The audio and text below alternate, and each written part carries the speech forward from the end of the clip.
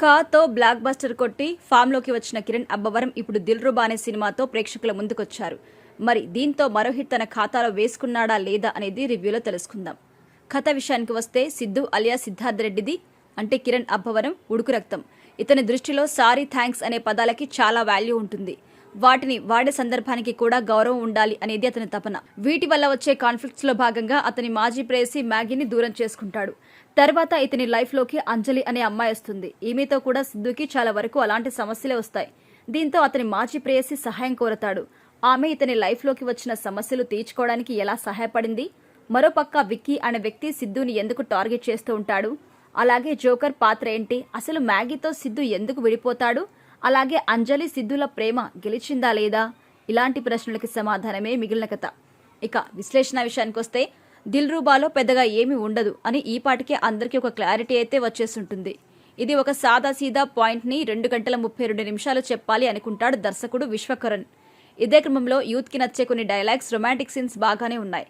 కానీ hero characterisation విషయంలో తేడా కొట్టేసింది.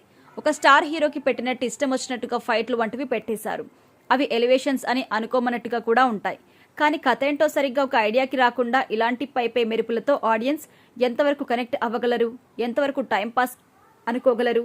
పూరి జగన్నాథ్, సుకుమార్, సందీప్ రెడ్డి వంగ వంటి దర్శకుల సినిమాలను దర్శకుడు వరుస పెట్టి చూసుకుని దిల్రుబా స్క్రిప్ట్ ని డిజైన్ చేశారు. ఎక్కడ కూడా అతని మార్క్ కనిపించదు. ఇందాక చెప్పుకున్నట్టు ఆ టాప్ దర్శకుల సినిమాలోని సీన్స్ ని అక్కడక్కడ చూస్తున్నట్టుగా అనిపిస్తుంది.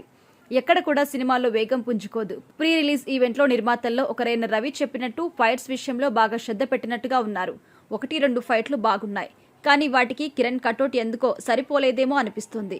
ఇక శామ్ సిఎస్ బ్యాక్గ్రౌండ్ స్కోర్ చాలా బాగుంది. విశ్వాస్ డేనియల్ ఫోటోగ్రఫీ కూడా అదిరిపోయింది. సినిమాకి పెట్టిన బడ్జెట్ కి సినిమాటోగ్రఫర్ పనితనం వల్ల న్యాయం జరిగిందని చెప్పొచ్చు.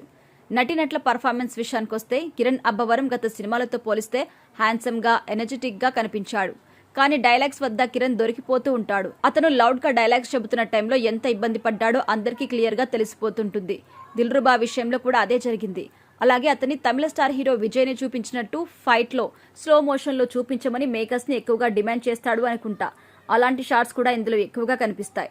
హీరోయిన్ రుక్సార్ ఎప్పటిలాగానే గ్లామర్ గా ఉంది. మరో హీరోయిన్ కతీ దేవిసన్ హీరో కంటే ఎక్కువ వయసున్న అమ్మాయిలా కనిపించింది. ఆమె గ్లామర్ అంతగా ఆకట్టుకోలేదు. కానీ జాన్ విజయ్ అయితే బాగానే చేశారు. ఈ సినిమా ప్లస్ పాయింట్స్ విషయానికి వస్తే సినిమాటోగ్రఫీ, డైలాగ్స్, 2 ఫైట్లు. మైనస్ పాయింట్స్ విషయానికి వస్తే డైరెక్షన్, సాగదీత. ఫైనల్ గా చెప్పాలంటే దిల్రుబాపై పై మెరుగులతో ప్యాక్ చేసిన కథ ఇది. ఓపిక ఉంటే తప్ప థియేటర్లో 2.5 గంటల పాటు కూర్చొని చూడడం చాలా కష్టం.